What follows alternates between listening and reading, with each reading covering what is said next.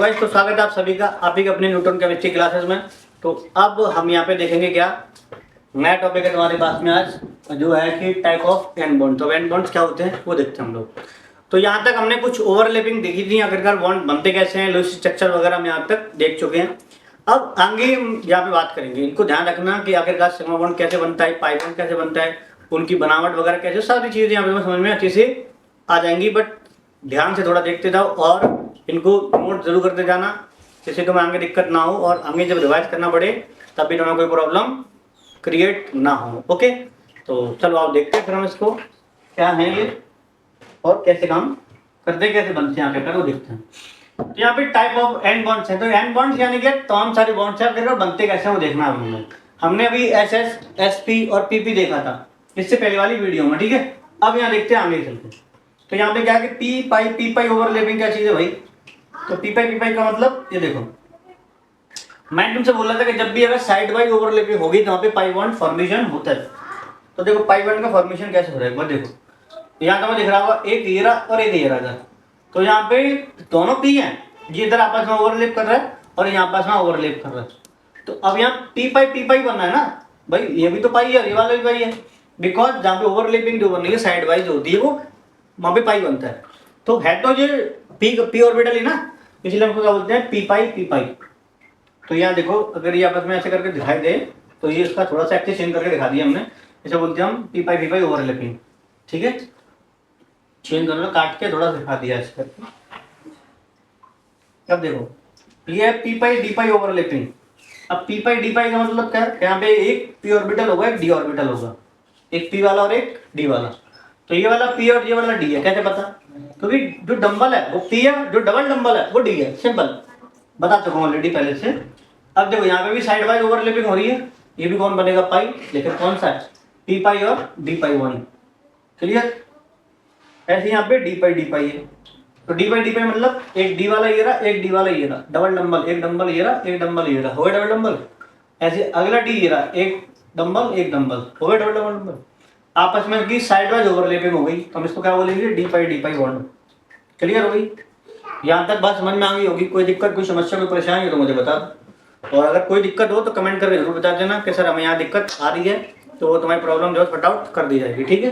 वैसे दिक्कत कोई होनी नहीं चाहिए भाई, जब अगर कोई बन भी रही तो मुझे बता देना कमेंट करके जरूर, ध्यान से अच्छे से, ठीक है। तो यहाँ पे कौन है बॉन्ड स्ट्रेंथ। अब बॉन्ड स्ट्रेंथ क्या चीज़ है यहाँ पे हम उसको भी देख लेते हैं एक बार।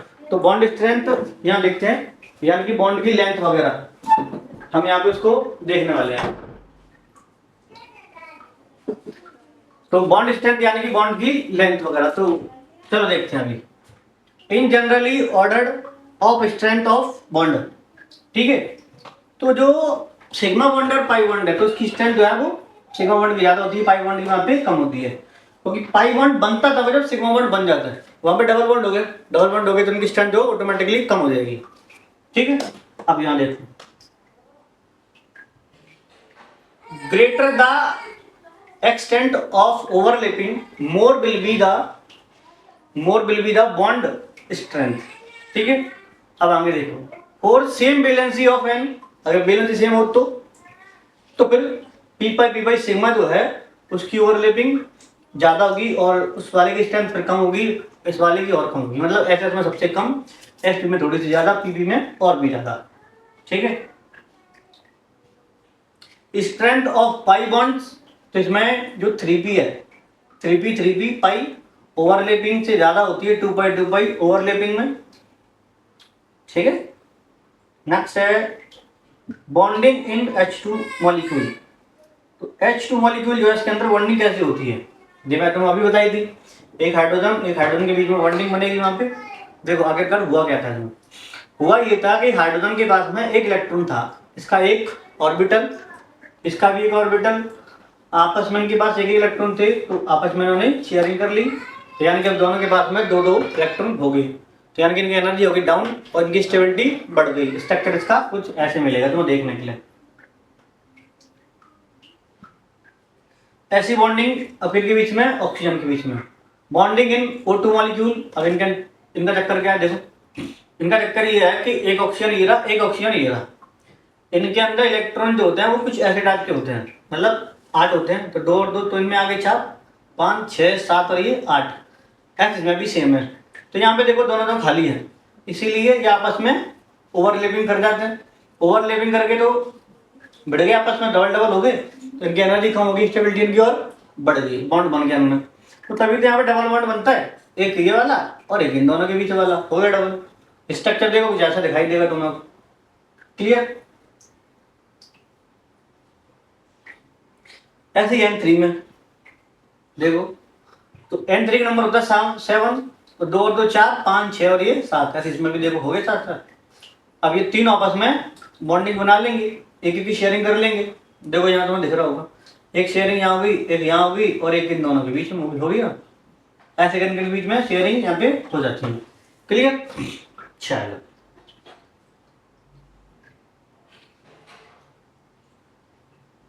Limitation of BBT. बीबीटी जो थ्योरी है, बैलेंस बॉन्ड थ्योरी है, इसकी लिमिटेशन भी है। तो अभी लिमिटेशन क्या चीज है देखो यहाँ, एक तो paramagnetic nature of O2 could not be explain, बता नहीं सकता कि पैरामैग्नेटिक होता क्यों आखिरकार O2, ठीक है, ये थ्योरी नहीं बता सकती है। देन दूसरी बात इनका क्या है, phase two account for the geometry and shape of various molecules. तो जो अलग अलग मॉलिक्यूल्स हैं उनके अंदर जो ज्योमेट्री वगैरह होती है वो क्यों होती हैं, अलग अलग क्यों होती हैं, वो बता नहीं सकते, ये मैंने बता ही नहीं पाई ज्योमेट्री और शेप। Step 2 draw structure. तो देखो स्ट्रक्चर कैसे ड्रॉ करते हैं हम। तो पहली बात क्या करते हैं उसमें, सेलेक्ट द सेंट्रल एटम्स।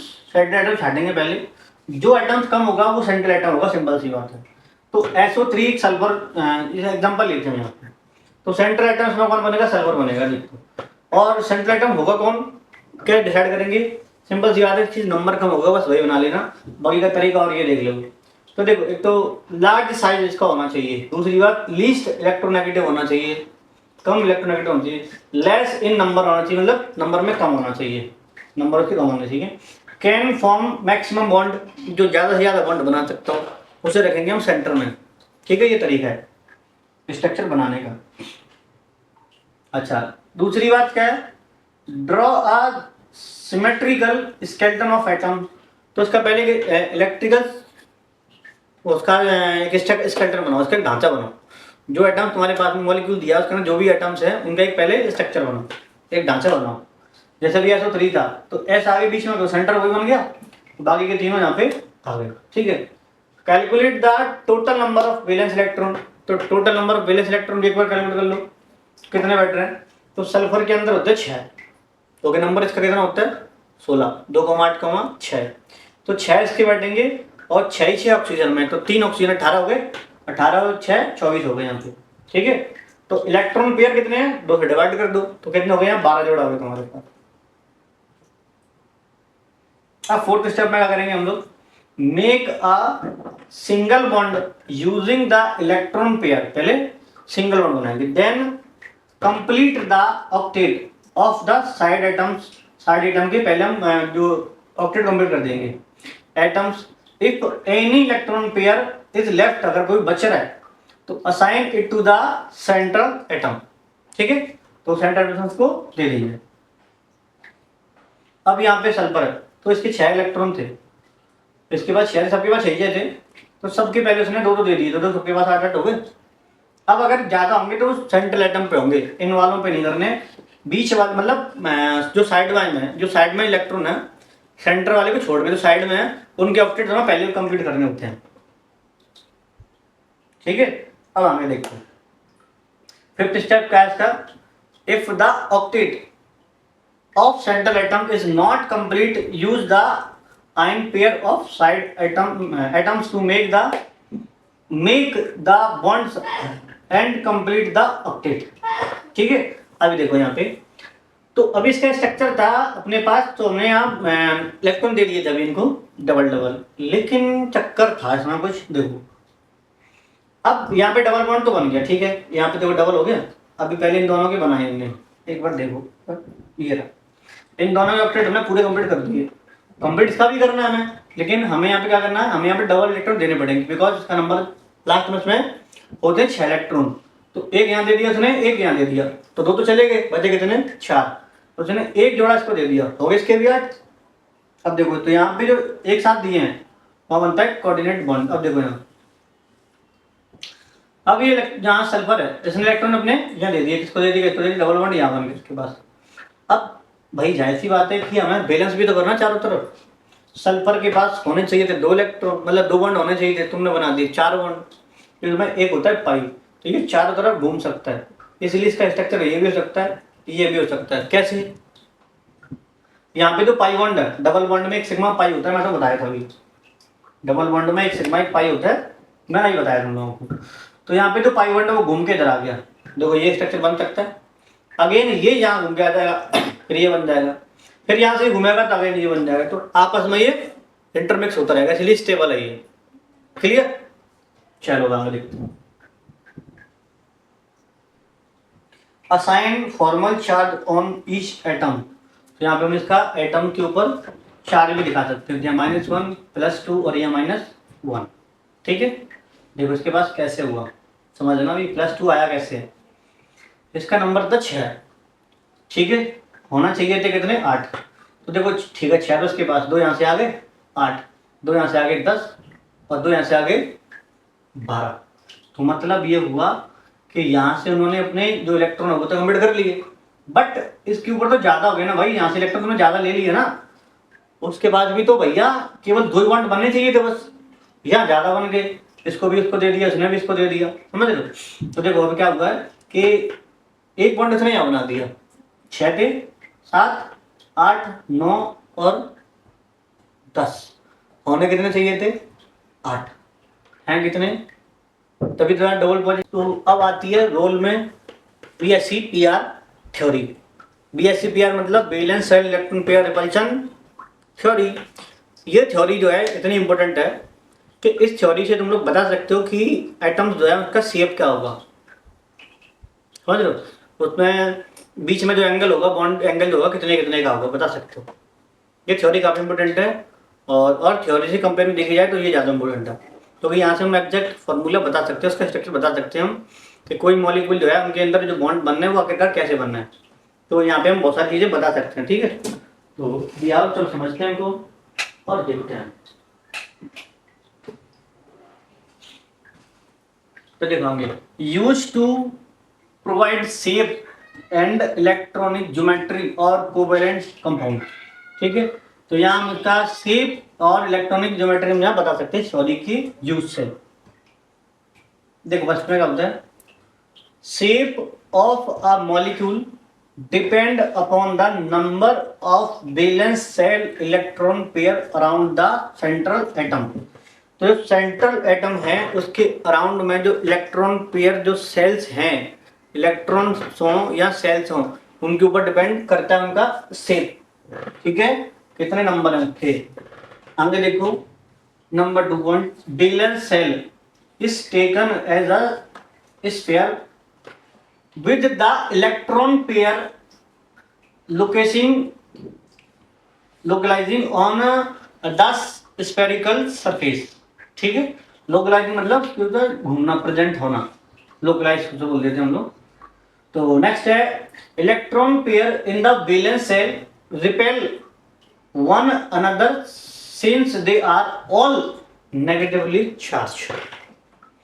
अब कोई एक सेंटर एटम है, उसके अराउंड में जो और एटम्स हैं उनके ऊपर इलेक्ट्रॉन होंगे तो नेगेटिव चार्ज होगा, नेगेटिव चार्ज, तो नेगेटिव चार्ज की वजह फोर्स लगेगा रिपल्शन, तो एक दूसरे को रिपेल करते हैं।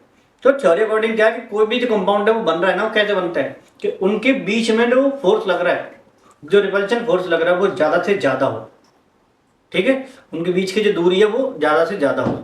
तो मतलब सॉरी मैं गलत बोल गया, हाँ, तो उसके बीच में जो मतलब जो डिस्टेंस है, एक सेंटर एटम है, सेंटर एटम के अराउंड में जो एटम्स और हैं जो उसके साथ बॉन्ड बना रहे हैं, उनके बीच में ना जो डिस्टेंस है वो ज्यादा हो, रिपल्शन फोर्स कम से कम हो, ठीक है, ज्यादा परेशानी वहां पे ना हो।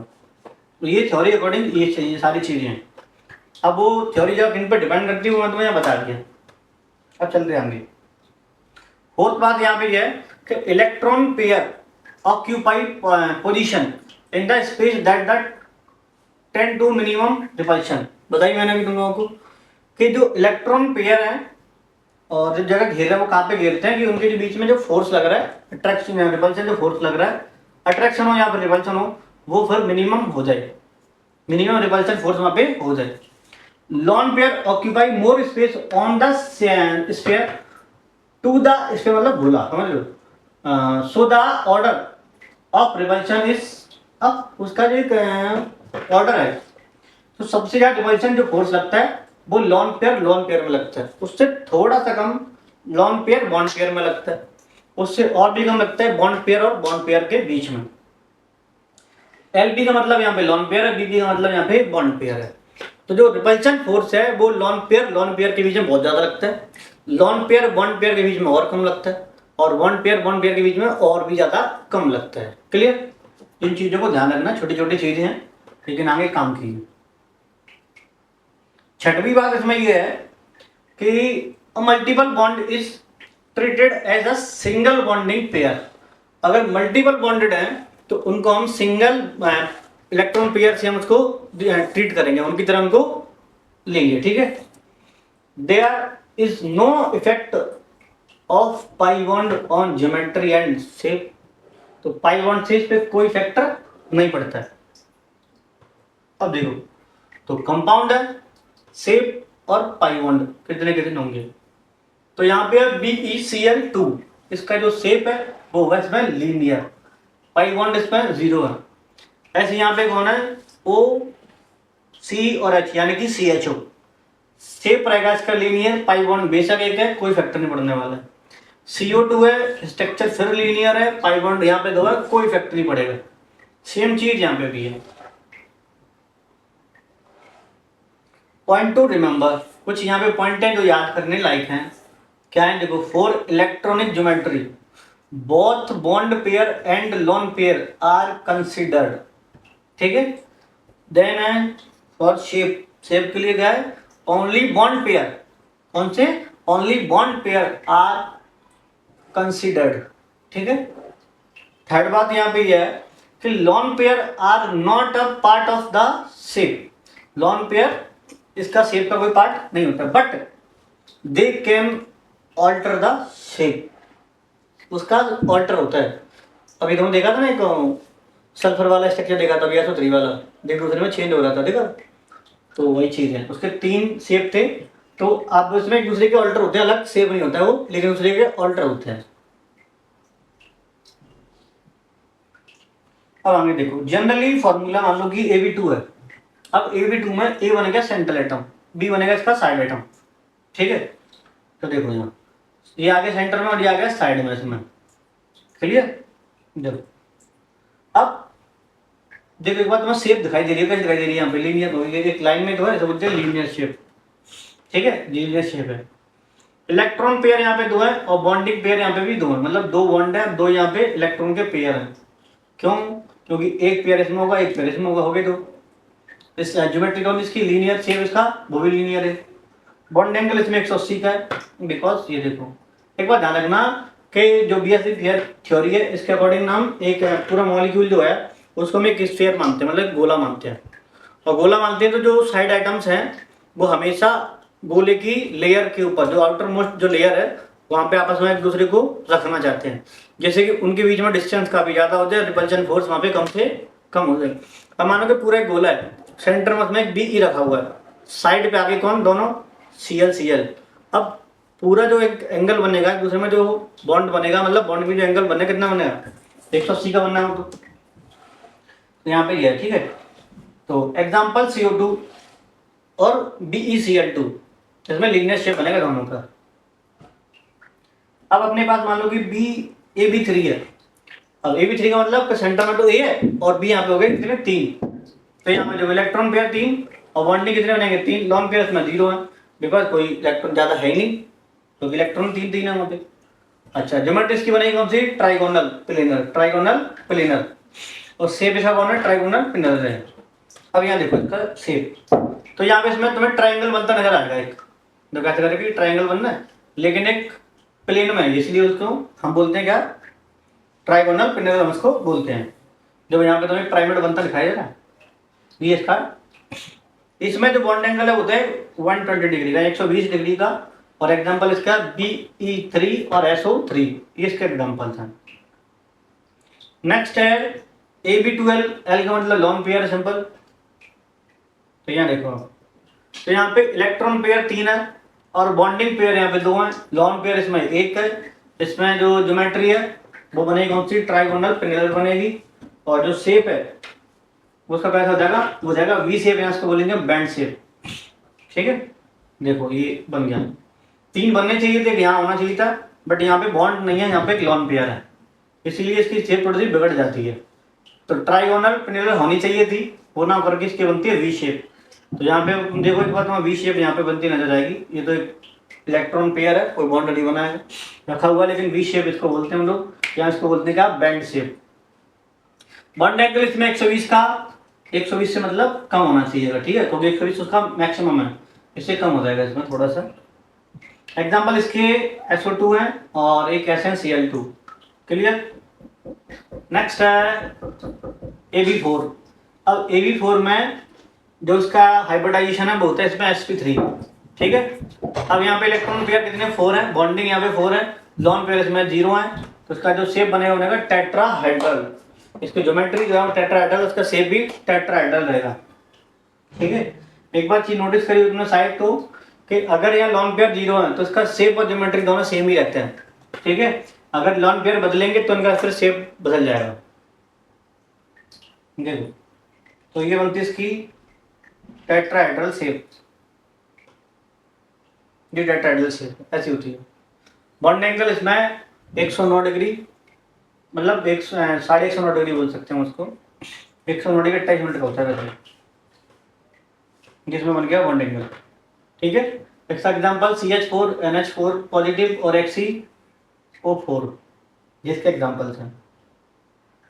ऐसे यहाँ पे AB3L, L मतलब फिर आगे लॉन पेयर। देखो, तो यहाँ पे 4 पेयर इलेक्ट्रॉन के हैं, बॉन्ड यहाँ पे 3 पेयर बनेंगे, लॉन पेयर इसमें 1 है, और इसकी जो ज्योमेट्री बनेगी टेट्राहेड्रल, लेकिन शेप चेंज हो जाएगा, पिरामिडल बोलेंगे हम इसको, ठीक है। ये हो गया इसका पिरामिडल। अब इसका जो शेप तुम्हें दिखाई दे रहा है वो कुछ ऐसा होता है, ठीक है। बॉन्ड एंगल इसमें 109 डिग्री, 109.5 डिग्री, थोड़ा सा कम होता है यहाँ पे, ठीक है। एग्जाम्पल इसमें NH3 और HCO3 और PCl3 होते हैं। नेक्स्ट है AB2L2, ठीक है। तो यहाँ पे क्या देखो, तुम्हें पता ही, A यहाँ सेंटर एटम, B इसमें साइड है, और L मतलब इसमें लॉन पेयर होता है। फिर वही सारी चीजें, lone pair, electron pair, geometry tetrahedral, लेकिन शेप इसमें बैंड शेप, और या फिर इसमें बोलेंगे वी शेप। इसमें भी देखो वी शेप बनती तुम्हें नजर आ रही होगी। एंगल 160 डिग्री थोड़ा सा कम रहेगा। एग्जाम्पल इसका रहेगा H2 और Fe2, OF2।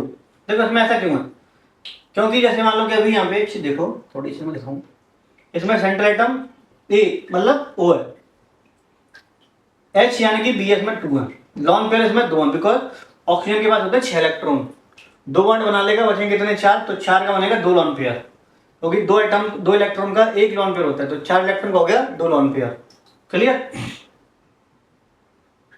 ठीक है। तो यहाँ इसमें कोई दिक्कत हो तो मुझे बता देना, इसमें तुम्हें याद करने ही सारी चीजें और समझ में तुम्हें आगे आएगा। अगर कोई दिक्कत हो तो मुझे कमेंट करके जरूर बता देना कि सर इसमें हमें दिक्कत आ रही है, ठीक है। तो यहाँ तक जो है तुम्हारी BSc BR थ्योरी होगी खत्म। तो वीडियो पसंद आएगी लाइक जरूर कर दो, चैनल को सब्सक्राइब कर देना, वीडियो को शेयर ज़्यादा करें जिससे ये और लोगों तक भी पहुँच पाए। तो चलो फिर मिलता हूँ नई वीडियो के साथ, फिलहाल के लिए विदा चाहूँगा, बाय बाय।